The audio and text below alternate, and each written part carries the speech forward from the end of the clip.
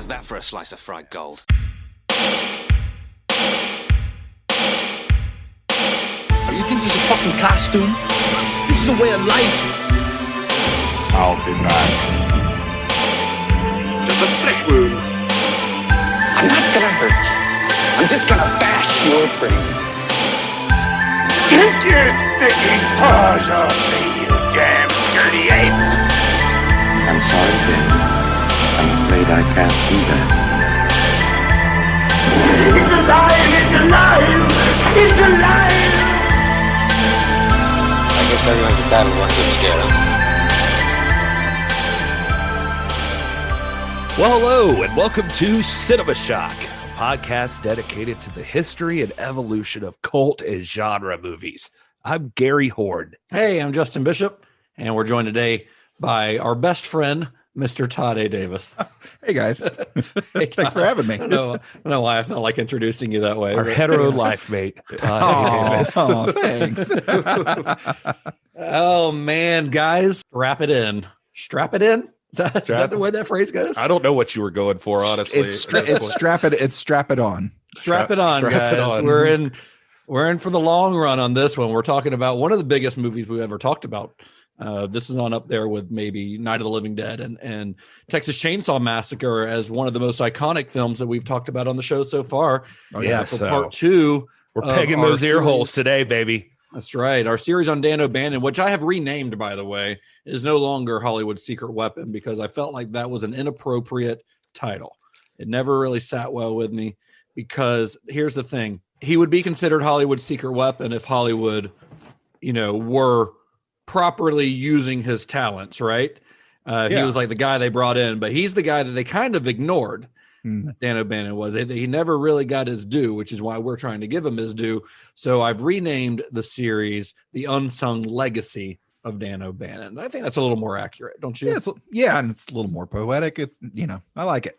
Thanks, Todd. Yeah, I like it too. Thank you, Gary. I appreciate your approval. But Todd's approval is more important. Well, Let's be honest. Todd's approval has never been important here.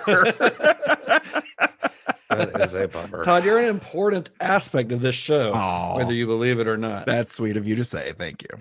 Otherwise, it's just me and Gary being nerds the whole time.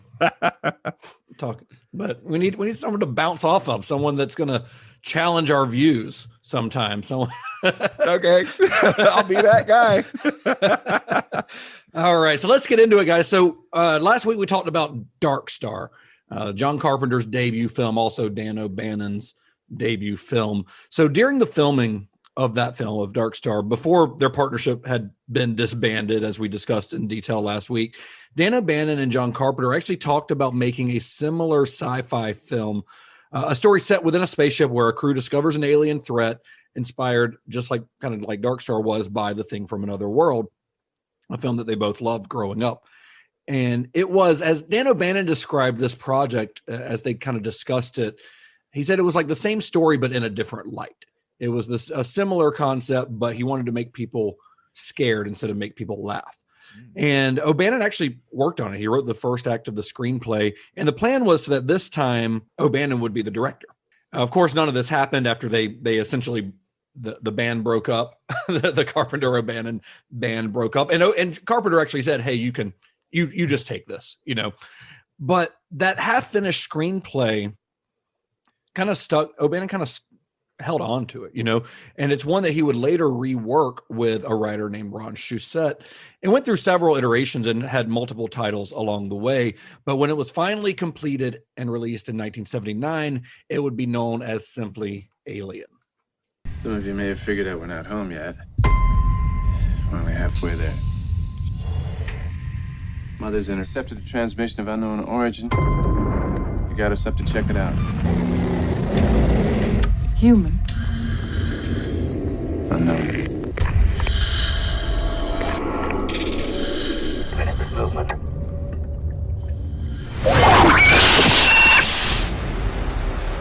What happened to Kane? Something has attached itself to him. We have to get him to the infirmary right away.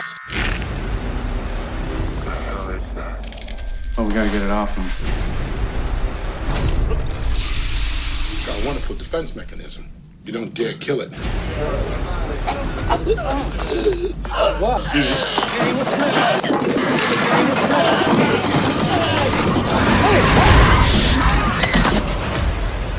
gotta be a way of killing it.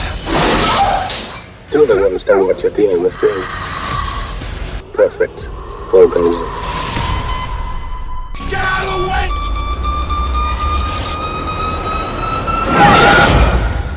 There's no fun story that I could find, and maybe you did different, on why it suddenly was called Alien instead of Star Beast, which I know you're going to bring up. But just so as we get to that, people know. It just seems like he just saw Alien a bunch in his script from everything I could find. That's exactly what it was. They were looking at the script, and first of all, Star Beast is a dumb name. It sounds like a Roger Corman movie, which this almost was. Yeah, I was just kind of, but some sort of offshoot of D&D or something. Yeah, but yeah, basically O'Bannon they were going over their screenplay and just kept seeing the word alien, alien, alien. So they're like, hey, this is a noun and it's an adjective, let's just, and somehow no movie had ever been called just Alien. So that's where it came from. And so O'Bannon had never really been thrilled with that beach ball alien from Dark Star, even though, it was funny. It was a funny gag. That's why they put it in the film to begin with, because they saw somebody walking with a beach ball, and the idea of that being the alien made them laugh. But the experience really left him with wanting to do an alien that looked real.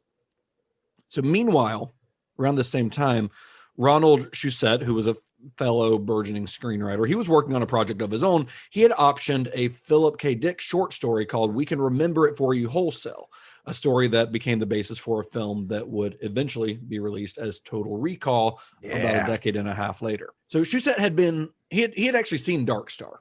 And I think Shusett was a student at UCLA. He wasn't at USC, but he was a film student at UCLA, I believe.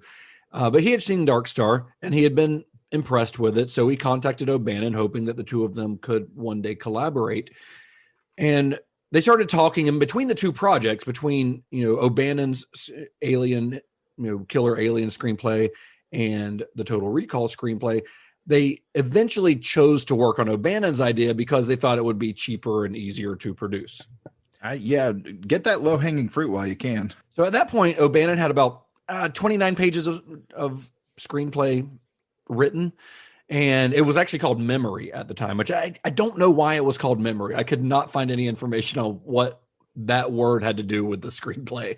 Maybe because it goes back to his father taking Polaroids in the woods of ETs. Maybe. But those 29 pages contained what would eventually become the opening scenes of Alien. You had a crew of astronauts that were awakened from cryosleep to find out that their voyage had been interrupted because they'd received a signal from a nearby mysterious planetoid. So they investigate, and when they go down to the surface, their ship breaks down, and that was kind of the extent of it. He didn't really have a clear idea of who or what the actual alien threat was going to be at this point. But before he could really flesh this idea out any further, O'Bannon accepted the offer to go work on Alejandro Jodorowsky's Dune, which is a project that would take him to Paris for 6 months. We discussed that a little bit last week. Yeah. And as we discussed last week, that project eventually fell through, but it did introduce O'Bannon to several artists who would influence his later work, namely Chris Foss, Jean Girard, aka Mobius, and most notably probably as H.R. Giger. Yeah, as tough a experience as that probably was for him, it probably made up for it on the back end just with all the networking. Oh yeah, I mean he would work with several of these artists again over the course of his career. So H.R. Giger, a little bit of background on this guy if you're not aware. He likes penises. He does. He does not like snakes and does not like worms, though. Is terrified of them. He is. He talks about it in interviews. It's very weird because he's this scary looking dude. Looks like a fucking vampire. But he talks about like worms. Just he's got like a intense fear of them. I remember I was watching one of the commentaries. John Hurt talks about seeing him. He's very goth. Who's like, just even at the time, like he's, this is more accepted now, but at the time it was really weird. He was like, he never knew anybody except for like one other person. And then he met Giger and his girlfriend that were always wearing as much black as possible at all times. Very pale skin, kind of like almost like dark rings around his eyes. Like he's part of the Addams family or something. So H.R. Giger was born in Chur, Switzerland in 1940. And he used those early phobias of snakes and worms actually as inspiration for his artwork. So even when he was a young, like up and coming artist, he was using the idea of fear as an inspiration for art. And he moved to Zurich in 1962 and he went to school there. He studied architecture and industrial design. But by 1964, he was creating his first like artwork, his first paintings, sculptures, things like that. They were mostly ink drawings and oil paintings at the time. And that quickly led to a solo show. He had his first solo show in 1966. But a little while after that, he discovered the airbrush.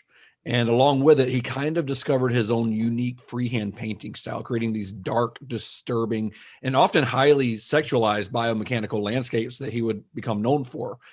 Then after his longtime girlfriend, after she died by suicide in 1975, his work took an even darker turn. He had these grotesque monsters with skeletal bodies, giant phallic heads, and he often rendered them in monochromatic colors, lots of grays and blacks, very little, if any, color in any of Giger's work. So over the course of his career, Giger published more than 20 books of artwork. He created sculptures. He designed an entire bar. There's a place called the Giger Bar in Tokyo, and opened his own museum in the late 90s. This was fascinating. Go look at pictures of it. But he opened his own museum, I think about 1998. It was housed inside of a castle in the medieval city of Gruyere, Switzerland. So he bought an old medieval castle and turned it into the Giger Museum. Of course he did. Yeah. And probably his most famous book was published in 1977. It's called Necronomicon, and it was that book that served as the main inspiration for his eventual work on Alien. You hear, the background of what influenced his art. I kind of wish he'd gotten more into, I know he did some work in the comics industry, but I really wish he'd gotten hooked up with a couple of other writers like, yeah, he doesn't seem like the type to do that type of creative work, like storytelling work. Yeah, to me, he just seems like he wants to create images that invoke feelings. Yeah, in people. Yeah, he's all about the atmosphere and that kind of thing. Yeah, although it would have been really cool to see him work with like James O'Barr, Steve Niles. Some of those guys. I bet comics couldn't afford him either. Because you're probably right. He seems to know his worth, and he also worked at very large scale because wow. he's airbrushing most of the time. Oh, that's cool. So the way Dan O'Bannon put it, he said his paintings had a profound effect on me. I'd never seen anything that was quite as horrible and at the same time as beautiful as his work, and so I ended up writing a script about a Giger monster.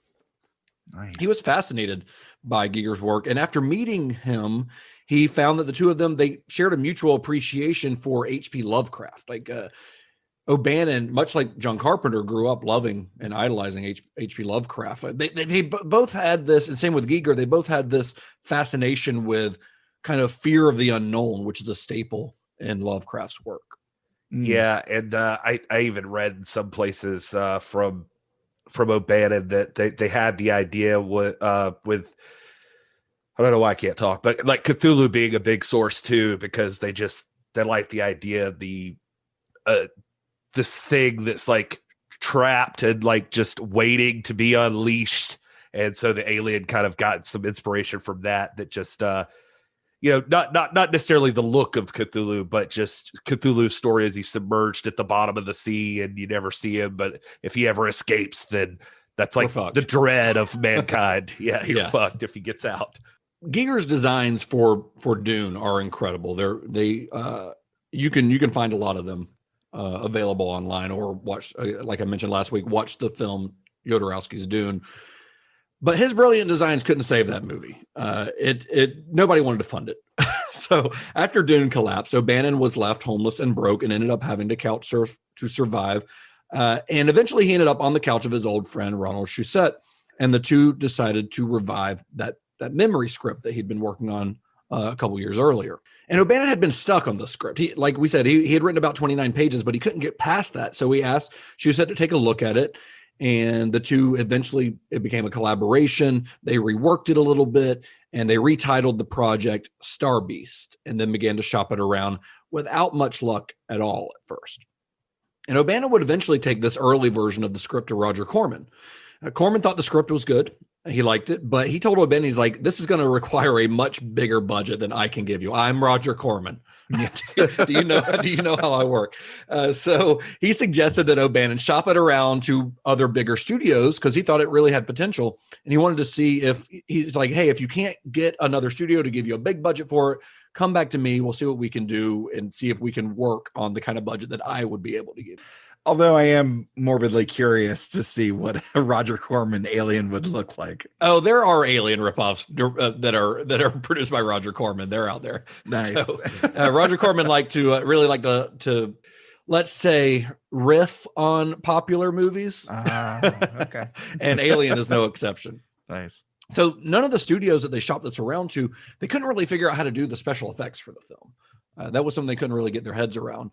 So O'Bannon, he went back to a second script that he'd been working on. This one was about a parasite in space, another sci-fi script, but a parasite in space that would attach itself to a crew member of the spaceship, and which, if you've seen Alien, sounds pretty familiar. So he combined elements of these two scripts and reconceptualized the monster from this kind of bizarrely shaped arachnid, like spider-like monster, to a more human-shaped monster, because he's like, then we can get a guy in a rubber suit. Makes sense. Which you should have learned on, I guess, on Dark Star that wasn't necessarily the best direction to go in if you're just looking for a guy in a rubber suit. It can go wrong. Yeah.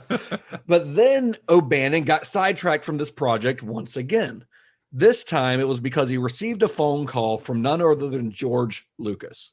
So Lucas, just like Jodorowsky, had been impressed with O'Bannon's work on Dark Star, and he invited him to help out on a little sci-fi movie he was working on called Star Wars. Have we seen Star Wars? Have you guys seen Star Wars? I've heard of it. Okay. All right. We'll cover it at some point. Okay. Probably watch it. But it's a lesser known one.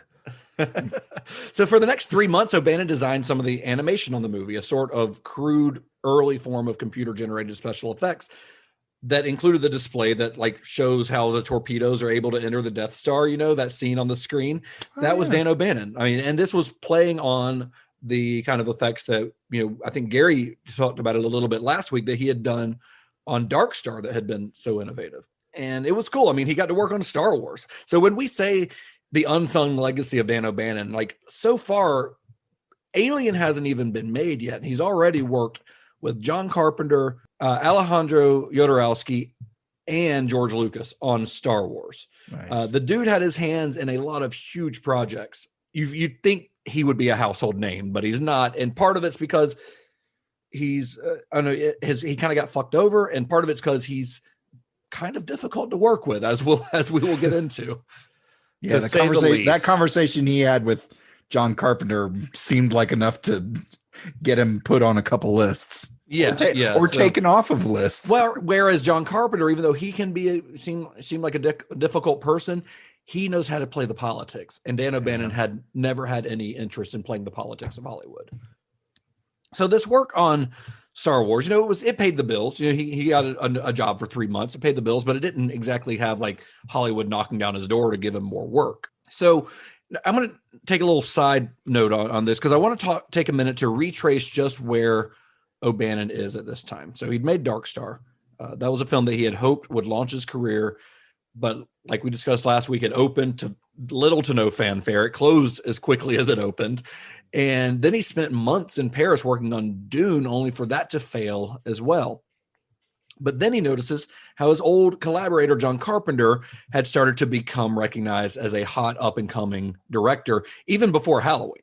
His follow-up to Dark Star, Assault on Precinct 13, had opened at the Cannes Film Festival and was a pretty decent hit. So it made John Carpenter kind of a director to watch.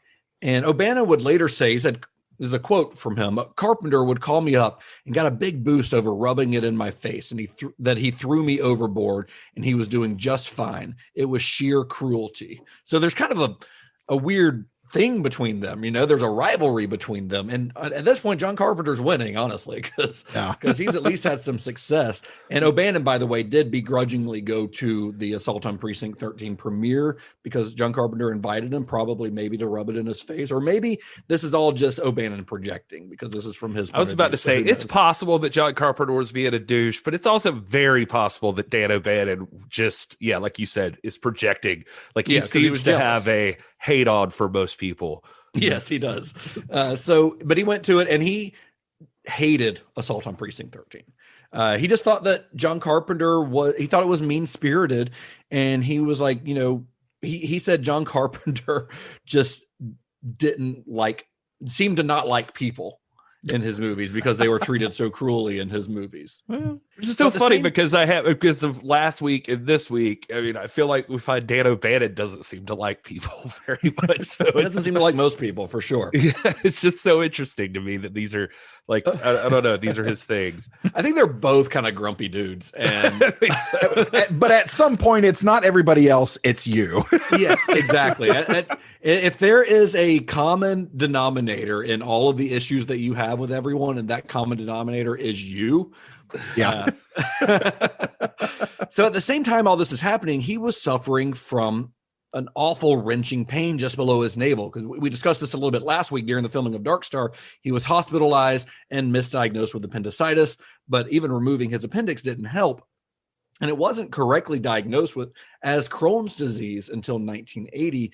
But he'd already spent years being tormented by the illness, which, if you know anything about Crohn's disease, it completely disrupts the normal process of digestion. It just leaves you in immense pain. So the simple act of eating terrified him, because just eating could bring on this incredible pain in his stomach, which, I mean, you can't blame him for kind of being grumpy all the time when you're in pain that much, because there is no cure for Crohn's disease either. You can do things to alleviate some of the symptoms, changing your diet, but there's no cure for it. You live with it for the rest of your life.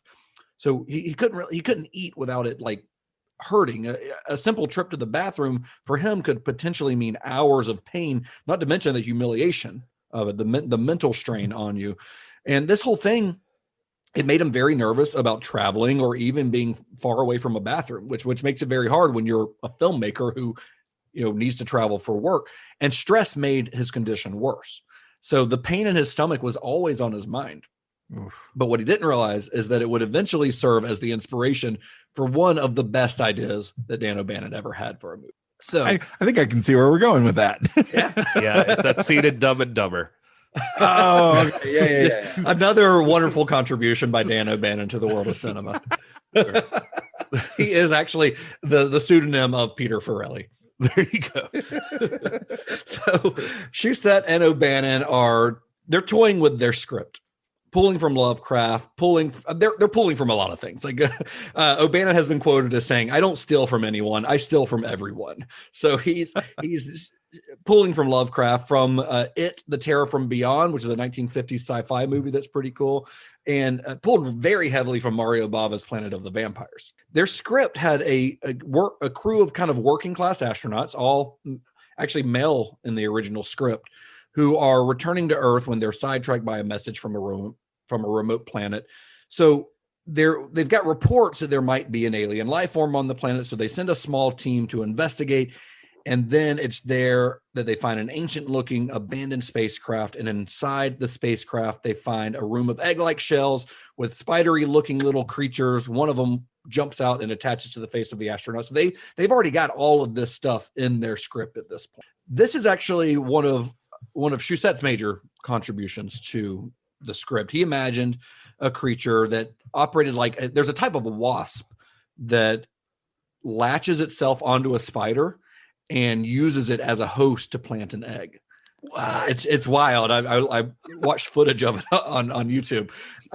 He describes like watching a documentary, like a nature documentary, and seeing it. He was saying there was like this grub that was hides under a piece of bark, and it's sitting there, and then the insect slowly walks over and is like walking over the bark, and he said you even see it stop and it like backs up. All of a sudden this needle comes out and it just shoves this needle all the way through the bark and into the grub below it and injects its eggs.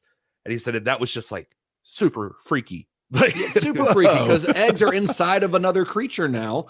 And I even watched some like time-lapse footage of this caterpillar that had the eggs implanted in it, and you just see these little larvae start to burst out of it. So that's just their weird life cycle. It's fucking terrifying. Bugs are gross. Can we post that? Yeah, I'll find it again. It's out there because that's messed up, man. So that's where Shusett gets the idea. Only of course the alien's life cycle is accelerated, but that allowed it to change shape after it enters the ship. It's sort of ingenious. I mean, the fact that it hadn't been done before is wild to think of now, but it's a really genius idea of a way to get an alien inside of a spaceship. Yeah. So Shusett gave him, he told him his idea of using this wasp as inspiration, and O'Bannon listened to it, mulled it over, and then that night he wakes up in the middle of the night. Remember, he's still sleeping on Shusett's couch.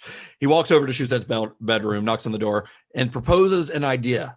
You know, he'd been thinking this over, and all of a sudden, Shusett's idea and another idea of his kind of clicked together. And this is an idea that would eventually be one of the most iconic scenes in movie history. So O'Bannon comes to Shusett and he says, the monster bursts out of his stomach. So he explained to Shusett that the alien not only lays its egg inside of the human, but it grows inside and emerges as a baby violently bursting out of its host. And that idea, of course, was very personal for O'Bannon because that's what his Crohn's disease felt like. And O'Bannon also very specifically wanted it to be a man that got infected. He specifically wanted to take the trope that John Carpenter had used, the idea of a woman as your victim, and break it. He said, quote, having the victim in a horror movie always be a woman was a cheap shot. I always imagined the director jerking off. Oh, I can't wait to see that woman get chopped to pieces. No, I want to see a man get it because I knew it would make the men uneasy. So he's aiming this movie towards men in the audience because that's who is typically watching like a horror movie, you know, at this time in the late 1970s. And he wanted them to feel freaked out by seeing a man get victimized on screen.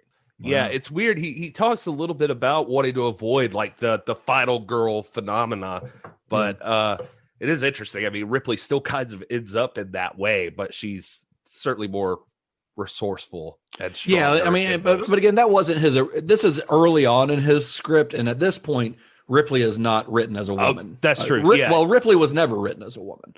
But in his original version of the script, he specifically had an all-male crew because of this very reason. He wanted to see the men be the ones running from the monster. Wow. So that chest burster scene, the iconic chest burster scene, that was the first major decision that O'Bannon made that helped to make the film what would become an iconic one. I mean, we'll discuss that scene in detail here in a bit, but it is one of the most famous movie scenes in history. So coming up with that idea, that's step one to like this movie being the iconic film that it is. The second decision that he made that would turn out to be incredibly important to the making of this film was to pick H.R. Giger to design the creature. And this is a pretty bold move. I mean, if you've seen Giger's paintings, the ones that we described earlier, you would understand. I mean, they're very obscene. They're very off-putting. They look like nothing like any movie monster that's ever been created. So in the middle of writing the script, O'Bannon calls Giger, explains to him, and Giger doesn't speak very good English, so he's like kind of overly articulating his words as he's speaking to Giger. He's telling him the general outline of the movie, and then he sent Giger a package that included a check for $1,000 and some sketches by Ron Cobb. That was, remember, that one of his production designers on Dark Star. Some sketches that Ron Cobb and O'Bannon had done, along with a list of stuff that he wanted designed. And although the final designs were fully Giger's. I mean, if you've seen Giger's work and then you see the designs on Alien, those are his.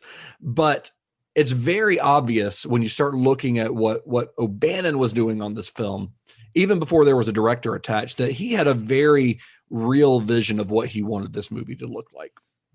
Like when he's sending these notes to Giger, he's describing the temple where the ship held the alien egg as ancient, primitive, and cruel. He told Giger that he wanted to see the alien in 3 different forms, the first of which he described as a small octopoidal creature. And then the third version, the full-grown monster, he described in his note to Giger, he just says it as a, quote, profane abomination. That's the only description he gave to Giger. And Giger ran with it. And nailed every single version. Yeah, he because did. they are all terrifying. They are, and the producers didn't quite get it. Even that $1,000, like the producers were supposed to send that. That was kind of their deal when they were trying to sign Giger on. Was like, hey, we'll go ahead and send you $1,000 now to start doing some sketches. And the producers didn't want to do it because they didn't really believe in the idea of having Giger on it. So O'Bannon wrote that check out of his personal account. Wow. And sent him $1,000. The producers actually suggested the monster be an oversized, deformed baby. And O'Bannon told Giger, he's like, I told him, but then I was just like, here's the idea that they have, but just kind of do what you want with it. So he didn't really push it. Like, he's like, yeah, I'll forward that message on to Hans. Right. And then I've done my job. I've done my part. Then whatever he brings back is whatever he brings back. With Giger, like the cool part is that like biomechanical stuff you're talking about. Like even if you look at with like the best example would be like the space jockey in the film is just like, it's like he's grafted into the seat or whatever. That's like totally a Giger thing. Where does the tech end and the biology begin on that? O'Bannon, like he had like specific ideas, but the craftiest part of this is like, he did seem to be willing to work with everybody. For instance, they talk about the face hugger. He had described it, like you said, like kind of like an octopus-like creature or something. And Giger sends over the art. And he tells the story that they actually had to go to LAX to pick up the art, like from customs, because they got it. And they were all like, what the fuck is this? And they had no idea what was going on with these paintings. They had to like personally go and say like, no, it's for a movie, and like explain everything to get it out of customs. He said, Giger had like one thing designed. The biggest part of his design that he liked was the thing. He said it was like more flat, but it had these fingers instead of like tentacles, like what he had envisioned. But he thought the fingers just looked like the creepiest thing in the world. He said, all right, no matter knuckles on them. Yeah. He was like, no matter what happens from here, I'm going to use that. Like that has to make it in the movie. That is the creepiest thing. So it's not even till later when like Ridley Scott's on board that they finish up the design of it, because like Scott has ideas about like kind of the shape of what it would look like. But O'Bannon actually seems to negotiate it with he ends up taking a part of what Scott liked and then taking Giger's design. He goes in it and this is later on, in the making of the film, but he draws out himself. Like O'Bannon draws up the pictures with Ron Cobb, like sitting in the room. Like he draws up the faces and takes Giger's painting and copies it in detail and draws up the face hugger all himself. This is all O'Bannon. And remember, he's an artist by that's his background. Yeah. And so it's just crazy just like how much work he put into it. So he draws this whole thing up and he brings it to Scott. And it's like, this look good. And he's like, yep, that's it. He even had Ron Cobb, just for the added thing to it, that he wanted it to be so detailed that the skeletal structure underneath, like when you see it from the bottom, that it would make sense. So he had Ron Cobb actually come in and like design like what the bones would look like. Yeah, because remember, Ron Cobb is a illustrator who is he was very concerned with things being scientifically accurate. Exactly. Yeah. So that was a really cool part, I thought. Because I think Giger's original face hugger was like huge. It was really big, and it had this big long like tail that was like a spiral that would, so he would spring out of the egg and latch on, but it was like bigger than a dude's head. It was really large. So even though he has a singular vision, he worked. When they came back with notes on things to change, he would change them accordingly. It wasn't like he was like, no, this is like how I'm going to do it, and if you don't like it, you can stuff it. But I figured we owed it to him for as grumpy as we make him sound sometimes. He was like negotiating these things out and taking different ideas and putting them. I mean, even from the color of the thing, he talks about, when he got the design down, he took it to the sculptors and they made like a clay version of the face hugger.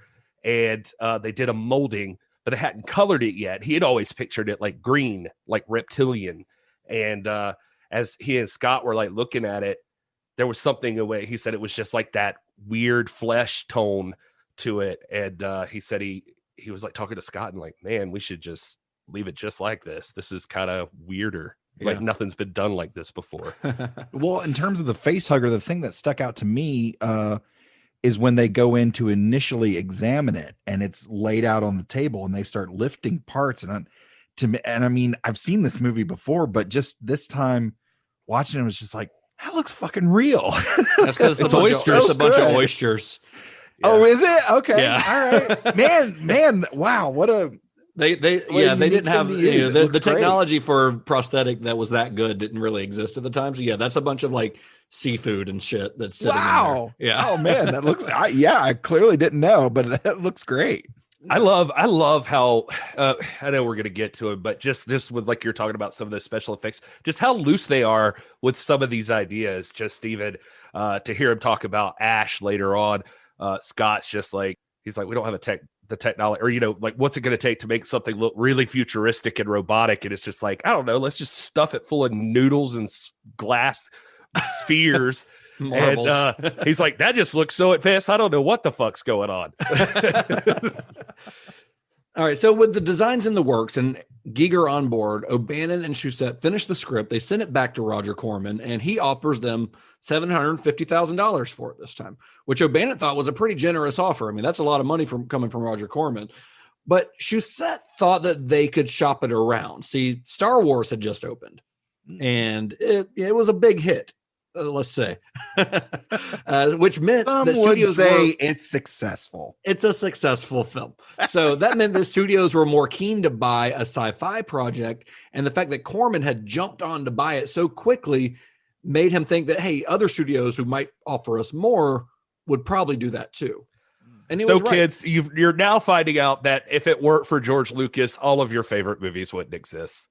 Yeah, that's not untrue. But so Alan Ladd Jr., the executive at 20th Century Fox who had greenlit Star Wars, happened to be looking for another space epic. He had hired a trio of filmmakers to come up with a darker sci-fi movie, one that kind of married sci-fi with horror. And those filmmakers were named David Giler, Gordon Carroll, and Walter Hill, together known as Brandywine Productions. So of the three, Hills is probably the name that our listeners might recognize. Before this, he was known for writing hard-edged screenplays for movies like The Getaway and The Drowning Pool. He would later go on to direct stuff like The Warriors, 48 Hours, and Red Heat. Hill and Giler had sold themselves to Fox, had sold Brandywine Productions to Fox as like they were writers who could punch up a script and get rid of the filler. So that was kind of their thing. It's like, you hire us to produce this. We're going to take a screenplay that has a good hook maybe, but isn't quite ready to go into production, and we're going to fix it, and we're going to make it a viable box office success. Nice. It's a good so gig. One day, a guy good gig if you can get it. Yeah, I mean, and because especially with Hill, he had the background. He had written several movies that had been successful. So one day, a guy named Mark Haggard, who was an old USC friend of O'Bannon's, visited Hill in their office at Brandywine Productions and dropped off a copy of the Alien script, and he's like, "You should read this, and you should, should consider directing this film." So Hill didn't know who O'Bannon and Shusett were, but he was looking for a sci-fi movie because that's what Fox wanted.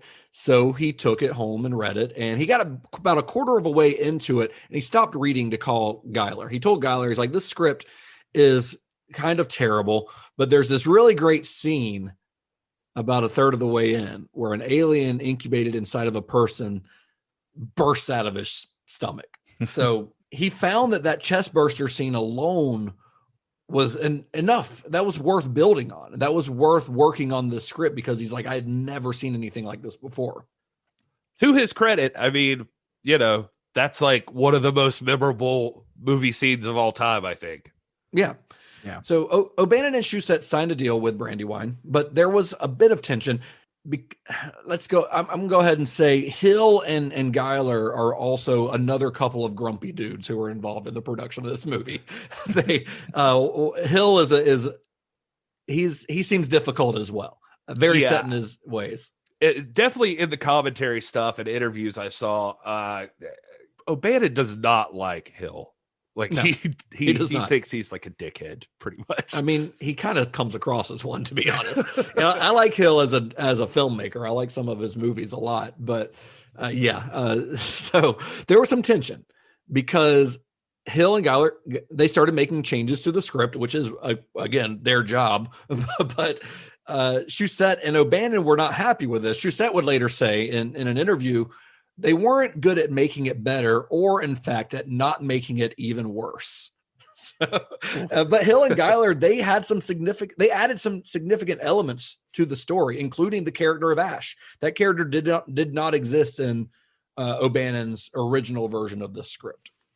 They went through 8 different drafts of the script, and a lot of those rewrites concentrated heavily on the Ash subplot, but also on making the dialogue more natural, which I think they did a superb job at personally. Yeah, I was wondering because there's a couple moments where I was like, is that scripted? That sounds so off the cuff. That comes from, I think, Hill's script and also the direction of the film, because there's a lot of this like cool overlapping dialogue that's very like Robert Altman-esque, where people are talking. You have to kind of decide on who you're going to listen to. Robert Altman was very well known for doing that, and Steven Spielberg does it. He does it in Jaws a good bit, and in Close Encounters. But yeah, some of the people makes it said feel that more natural, you know. Very. Some of the dialogue in the original, I think it was Hill that described it kind of as, well, somebody had described it as poetic, and in some interview Hill said no, it was pretentious and obscure.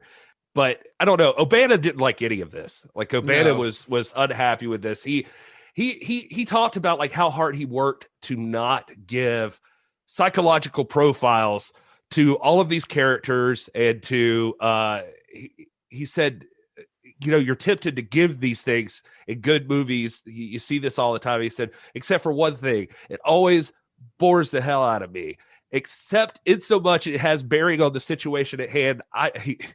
Quote, I didn't want to stop and tell life stories of these characters because I didn't give a rat's ass. I cared about the monster that was going to kill them, so I didn't do any of that. And his dialogue was like, stuff shouldn't be there that wouldn't be just natural yes and no conversation. They're real people in a real situation with real history. It doesn't matter why they're there. Who gives a shit? I'm not sure I agree with that, but but O'Bannon, that's how O'Bannon is, and he hated Ash. Like, he thought that was stupid. He did not think much of a robot being there. He calls it the Russian spy treatment. He says it's like Fantastic Voyage. He says it's annoying. He says, why does there always have to be a Russian spy? He says it's a common tension device. He describes it as like, you know, in Fantastic Voyage, it's like you're getting to go do all of this awesome stuff, but then you find out there's a Russian spy. He says, quote, it's an inferior idea from inferior minds that in this movie is well acted and well directed. Fortunately, it does not take up too much time. Well, Ron Shusett in later interviews would say that it was one of the better contributions to the script. He said he thought it was a genius idea adding the Ash character, and maybe that's just Shusett being much more neutrally or more playing politics a little bit more or a little bit better than O'Bannon does. But Shusett seems to really like the idea and thought it was an excellent idea to add the Ash character to the story. Yeah, I just I had to make sure we cover. It just feels like so O'Bannon. That's a direct quote from the commentary. It's an inferior idea from inferior minds that's well acted and well directed. Fortunately, it doesn't take up too much time. I kind of love how cranky he is, honestly. I love it. He's a fun guy to watch in interviews too, because he's like, if you see him in later interviews, like where he's older, he's got the white hair and the glasses, and he's always wearing like a bow tie and suspenders. Right. He's a character. So Walter Hill takes the idea to Alan Ladd, and he's like, this is B movie material, but if we dress it up with A movie production values, we could fool the audience into thinking it's an A movie. That was kind of his pitch to Alan Ladd. And Alan Ladd went for it, but with one caveat. He said, if we're going to do this, we're going to do it big. He wanted Alien to look like a blockbuster. He essentially wanted another Star Wars. And just like that, this little monster movie that was supposed to star a guy in a rubber suit became a $10 million event film for a major studio. And this was a huge deal for Dan O'Bannon, for his career as well as for his health, because 1977, when this is all going down, had been very tough for him health-wise. His Crohn's disease had sent him in and out of the hospital multiple times that year. And, things are looking up finally for Dan. With Alien, he was given screenwriting credit on the film, despite the fact that the shooting script was written by Hill and Geiler. But he also negotiated to where he had a say in the look of the film. And in doing that, he was able to bring in his old co-workers from Dune, illustrator Chris Foss, Mobius, and Ron Cobb. Yeah, I love the addition of Ron Cobb. I mean, we'll not forget that he's from Dark Star as well. But he had also done apparently uncredited work on Star Wars for like creature designs. Like, oh yeah, really? Yeah, just interesting, like creature concepts and stuff like that. So he was kind of blazing his own trail in the industry there. And he seems to be another guy that O'Bannon bounced ideas off of pretty regularly. Yeah, they seem to be big collaborators more than just I'm going to hire you to design. Like they bounced ideas off each other a lot, it seemed. Yeah, I mean, like for instance, like the acid blood, that's Ron Cobb. That was Ron Cobb. Yep. Yeah, he had just genius idea. Yeah, O'Bannon was like basically stuck at this point of why don't they just kill him? Why don't they just kill the alien? Like he didn't want, he thought it was too tropey to like include this like bulletproof monster. He thought that he wanted it to seem real, like biological, like this is a real thing. And so, yeah, you could shoot it up and it would die. But like, why wouldn't you do that? And besides the fact that these are space truckers, so they're not just walking around with guns. Aliens. But yeah, that's what they do in Aliens. But he said he was talking to Ron Cobb about it. And Ron Cobb just came up with the ideas like, what if you just had a acid for blood, and it would just like burn through the ship if it like melts metal. And he's like, O'Bannon's just like, yes, that's perfect. It's a great idea. Yeah.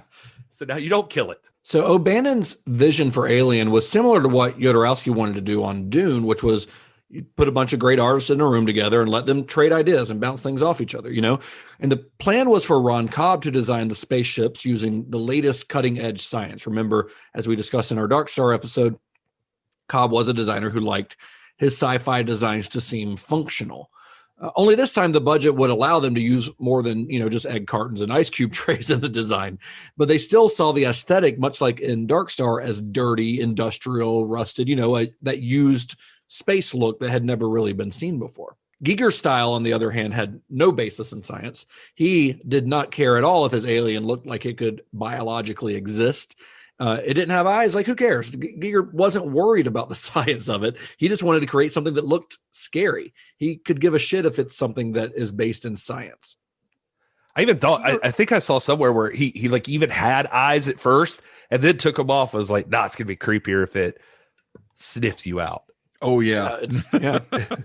And his designs for the alien were based on his painting Necronom 4. If you ever Google that if you want, and you'll see an alien xenomorph. That's what's in that painting.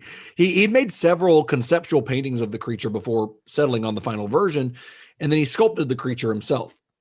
Although the creature's head was created by a guy named Carlo Rambaldi, who'd worked on the aliens on Steven Spielberg's Close Encounters of the Third Kind. Carlo Rambaldi is a kind of a legendary effects guy and would eventually win an Oscar for his work on this film.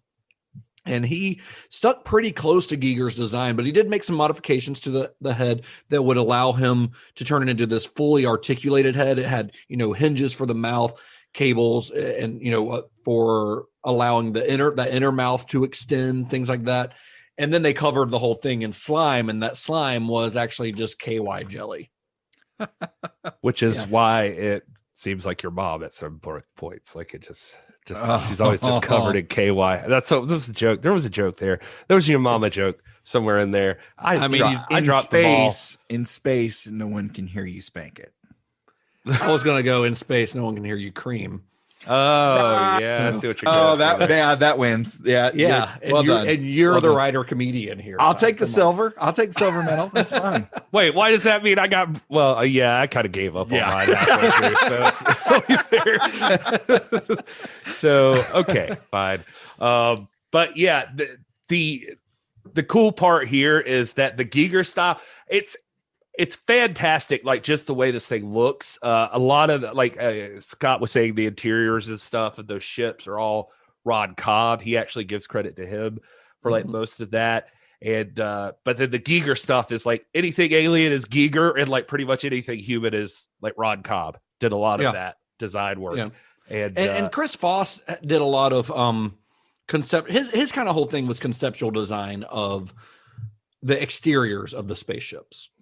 Ron Cobb did a lot of the interiors and figuring out the design of how the spaceship could actually function. Whereas Chris Foss, like he was a sci-fi illustrator. He did sci-fi novel covers, and so that was kind of his thing, was creating the stuff on the outside of the Nostromo. Yeah, and my apologies, I'm like bouncing all back and forth with like jumping into the actual production of the film itself, but instead of just the designs where you're really talking about. But anyway, I just remember reading a bunch about this, and just it was really cool. O'Bannon was here too, though. Like he had ideas, once they actually got into designing them. Like Cobb had done all straight hallways, so like O'Bannon was thinking of the tension of the thing. It was talking about he made him go he suggested redesigning the hallways to have like corners. He's like, you want blind spots, so you don't know what's around the turn. Like you got to have that stuff. It's a great idea. So things are looking up for O'Bannon, but being O'Bannon, he is a pessimist at heart. He always kind of expected things to go wrong. He was worried that the studio would change his script or try to stop him from using Giger's designs. And those things kind of did happen. The studio started to get nervous. Hill and Giler are already changing the script, but the studio, they started to get unsure about this because as we'll talk about the casting in a bit, but even as it started to get cast, like none of the people who are in it are like big movie stars. Although if they had looked back at, Star Wars, nobody in that was a movie star either. The writers were unproven, and those Giger designs were not exactly family friendly. They were like, how are parents who took their kids to Star Wars going to feel about a monster with a head that looks like a big black dick? Well, families today have Pornhub, so that's just common. They don't have to worry. And there's lots of families on Pornhub, so there you go. Step families, really. It's a lot of step families. What are you doing, Step Todd? But one of them's away on business a lot. So the studio also had a director problem here. Walter Hill left the film once he realized that he's like, there's going to be a lot of special effects in this movie. And he was kind of always bored of the idea of doing special effects work. I don't know how he initially didn't think this was going to be an effects heavy movie when he read the script, but that was his reasoning for leaving. But there was probably another reason. One, that he never really had a lot of faith in the project. It didn't seem. He never really seemed to be that into it. Plus, he had another movie that he wanted to work on. He had another movie that was kind of in development that he wanted to work on. So he left to go work on that project. That project would end up being Southern Comfort, which is a really good movie, but it's not Alien. Yeah, I was going to say. All right. Although maybe a Walter Hill version of Alien would not have been this movie at all, True. So Fox goes looking for other directors, and several of them turn the project down until eventually the job was accepted by a newcomer by the name of Ridley Scott. I'm sure you know that name. He's incredibly famous now, but at the time he was relatively new. Ridley Scott's an English director. He'd gotten his start in filmmaking by making television commercials, was very well known as a commercial director. And he had recently made his film debut with the 1977 film The Duelist, which won the award for Best Debut Film at the Cannes Film Festival. Supposedly this guy Sanford Lieberson had seen that movie, who worked for like 20th Century Fox London division, and he was the first person that started like passing script stuff over to Scott when the director stuff started to go up in the air, had been pushing it over to him. Well, I mean, it's funny because there's nothing about The Duelist that makes you think this guy needs to do a sci-fi movie, because The Duelist is about two duelists in like Napoleonic France. There's nothing fantastic about it at all. And it had not been like a big hit at the box office, but like we said, it had won some acclaim, some critical acclaim and some awards. And it had caught Hollywood's attention because of how it looks, because of this flashy aesthetic, because there's one thing about Ridley Scott. I'm hit or miss on Ridley Scott as a director. Like, I think he can be very, very good, but I think he can be bad as well. But there's one thing good or bad, regardless of how I feel about the film, one of his films as a whole, is that they always look fantastic. And that's because, again, he got his start in commercials, and he had a background in that kind of stuff. He had to be able to tell stories in a visual sense in 30 seconds at a time. There are Ridley Scott movies, like, obviously this is a very high point, this movie, but something like Legend, I do not like Legend at all. I think Legend is very boring and not a good movie, but I think it looks gorgeous.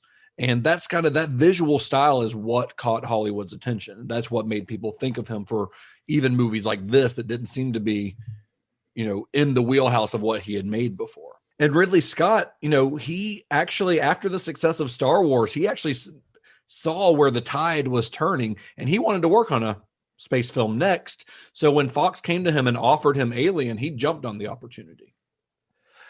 Yeah, it's interesting. Like, Ronald Shusett tells the story that, like, when Scott was approached, and now at this point, they'd supposedly been through potential directors. Scott says he was fifth on the list. Any idea who the other ones were? Yeah, some of the names I saw were Peter Yates, Jack Clayton, well, obviously Walter Hill. There was a point Dan O'Bannon was considered for the directing role, and Robert Aldrich, who did I just watched the other day Whatever Happened to Baby Jane, and he did that movie, and I thought it was fantastic. It was my first time seeing it, and I really, really loved that movie. But one thing that drove me nuts is I saw that he was actually the closest, supposedly, out of those names before Walter Hill, and they said that he lost the job because they came up to him talking about the design of the face hugger, and they said Aldrich just shrugged and said, I think we'll just put some entrails on the guy's face. It's not like anybody's going to remember that thing once they left the theater. So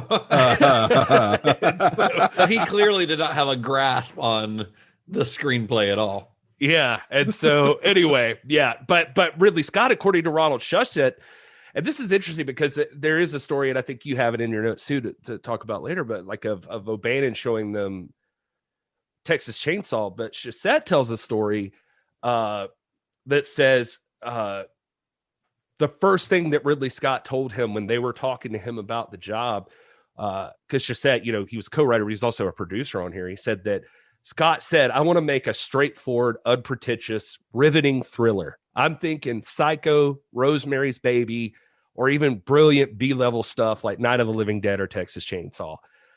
He said, and he's like, but I want it to look, he said, quote, and I want it to look, and I'm going to do this. It's going to be those things, and it's going to look like 2001. Yeah, and that's awesome. What a great approach. Yeah. Great approach. And he said just the way he talked about it, he was like, I knew he could do it. And I didn't, he said he had seen like The Duelist and thought maybe this would be like a pretentious guy, but he said that he and O'Bannon and Scott throughout the making of the movie would sit and watch all kinds of scare movies because they wanted to learn, like, it was important to get the timing down. And that's something we'll talk about a little bit later too. But, for all those who doubt Alien as a horror movie, I mean, that's 100% the thought process that. Are there alien doubters? I don't know. I just think, I don't know. Like, when people think of like favorite horror movies, I don't know that like Alien for casual viewers would be like a first that would. I don't know, man. Yeah. I mean, I think people get caught up in the fact that it's set in space and they're like, oh, it's a sci-fi. No, it's a horror. Like, it can be fucking both, It can be a sci-fi and a horror movie, and it is both. And it's not the first or the last movie to be both a horror movie and a sci-fi movie. So that's like, you don't have to put it in one or the other. And I could be just making that movie. It's a haunted house movie that happens to be set in space. Oh yeah.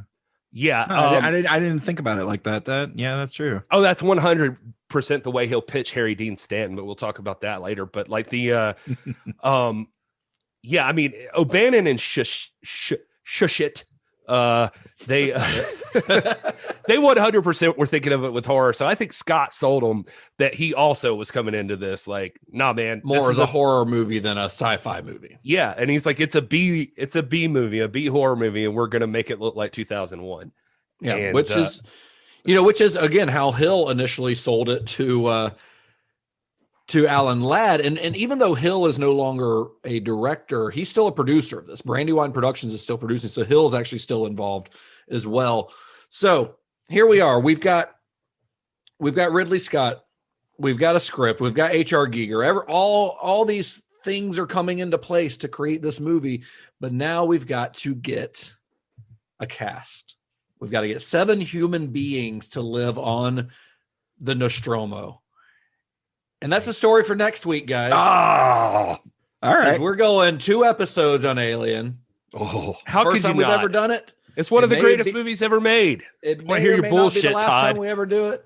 I'm excited. I'm excited. Yeah, we decided to go 2 episodes on this one just because there's a lot of story with Alien, and if we tried to cram all this into 1 episode, we would either A, not be doing the movie the service that it deserves, or B, doing like a 4-hour episode. We're not going to do that to you. So we're going to release half of this now, and then who do you think we are, Zack Snyder? Speaking of which, go listen to our bonus episode. It's out now. Yeah, if you've wondered where the contempt in Todd's voice comes from, you can look at our bonus episode on the Justice League. Zack Snyder Justice League. So next week we will be continuing our story of Dan O'Bannon and Ridley Scott's Alien for part 2 of this particular episode. I don't even know how to refer to this at this point. It's uncharted territory, boys. Yep, we've never done a 2-parter, but here we are. So everyone who listened to like 2.5 hours on Texas Chainsaw is like, maybe they should have thought of this idea earlier. Yeah, probably. We'll see. We'll see if we do this in the future. But this one, as me and Gary were writing up notes, we're just like, this is a lot of fucking notes, dude. Like, this is a lot of information. And I know that there's stuff that we're not even going to hit. As we're recording this, it's on Easter Sunday, and my wife is trying to get me to go to this Easter lunch, and I'm like, I have 24 pages of notes in front of me right now. That's like mine and Justin's combined. Did you skip out on Easter lunch? No, I ended up going, and I just came back, and I was like, I got everything in position. Well, this is inside baseball for everyone, but Justin usually sends me his notes that I use as a framework for my notes to like when it's okay to talk about certain things. And it's just, I don't know. It's it was a lot of stuff. It's so overwhelming. It was a lot of stuff. There's so much alien knowledge out there, and the movie still will not almost cover 50 all years of it. old. So it's a lot. Anyway, we'll be back next week to continue discussing Alien. And until then, I guess let's tell people where you guys can be found on the internet. I'm at This Is Gary Horn. I'm at Mr. Todd A. Davis. I am at Justin_Bishop. You can find the show at Cinema_Shock. That's Twitter, Instagram. Like us on Facebook. Subscribe, rate, review on all your favorite podcasting apps. You can also listen to Gary on This Is Pro Wrestling or on the official NWA YouTube channel on Tuesday nights. Yeah. And you can listen to Todd on Computer Resume, his Star Trek podcast, available. Leave it to Justin. Actually, we can't promote our old shit, but thank you, Justin. I got to do it for you. I'm your hype man here. And Todd's podcast is now available on most of the major podcasting platforms. It's on Apple now, which is yay! That's a big significant move forward, Todd. Yes. Congratulations. We're taking steps. We're taking baby steps, but we are taking steps. Well, until next week, fellas. May the wings of liberty never lose a feather. Be excellent to each other. In space, nobody has the keys. That's good. I did like that one. That's good. Right. I almost said, here's to swimming with bow-legged women just now. Interesting. Which I think was my sign off like on our very first podcast. Yep. I don't know why my brain just went there. But here's to them as well. Sure, why not?